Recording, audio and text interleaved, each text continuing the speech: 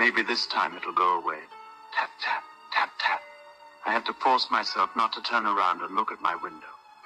Eyes bore into the back of my skull, and yet the constant tapping was ever so slowly dwindling down. I could almost hear the frustration of the creature. At first I thought it must have been a tree branch, but a tree branch does not stand 4 feet tall and have it out for me. I focused in on my computer screen, trying to block out the sound. Music was ineffective, and turning on the TV only made it worse. I checked the time. It was 3:24 a.m. 6 more minutes. 6 more minutes and you are free, I told myself. The minutes dragged on, slowly inching toward 3:30 a.m.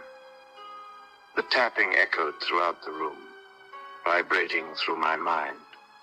3:26 a.m. 3:29 a.m. Right on cue, the tapping ceased at exactly 3:30 a.m., as per usual every day the past week. I sighed and turned around to finally crash on top of my bed and get what little sleep I could. Relieved to finally be able to sleep in peace, I turned back and forth to find a comfortable spot. That was when I saw it. It was tiny, almost the size of a small child. Its eyes seemed unnatural to its body, too big and bulky. Its skin was a pale gray and resembled stretched hide. Long, thin pieces of hair grew from random spots on its head. It had a permanent smile, its rotten, jagged teeth pressed up against my window. It was standing on my windowsill, its bony finger tapping on the pane, creating a sick rhythm. Tap, tap, tap, tap. It pressed its stubby face against my window. I sat frozen in fear, eyes locked and unsure of what to do. It just stared at me, unblinking and unmoving. I shook in both terror and uncertainty. It began to tilt its head like a confused dog, still unblinking. A couple of minutes passed, and it still had not blinked once. Its eyes remained glued to mine, almost synchronizing with my clock on the far end of the room, drawing out the night endlessly, its god-awful tapping reverberating within my skull and filling my thoughts. Part of me wanted to get up and scream at it, but I was paralyzed. It just stared and continued to tap. Tap, tap, tap, tap. Eventually the sun began to rise behind the tree line.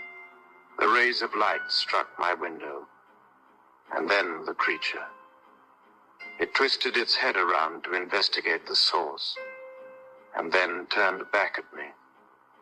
Its smile widened at me one last time, and the creature vanished into the woods. Exhausted and terrified, I lay down in bed to catch the last hour of sleep I could. It would be a while until my body forced sleep upon me.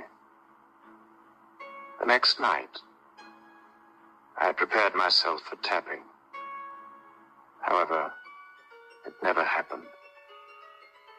I drew the blinds, turned off the light, and lay down for a hopefully peaceful sleep. I let out a sigh of relief. One more night of it, and I would have gone tap. I sprung up, my ears straining and jumping at every creak and groan of the house. After a few minutes, the tapping was heard again. Not tapping on glass, no. A deeper tap. It was the sound of finger on wood, and it was from across the room. It was from inside my closet. Tap, tap, tap, tap. Tap, tap, tap, tap.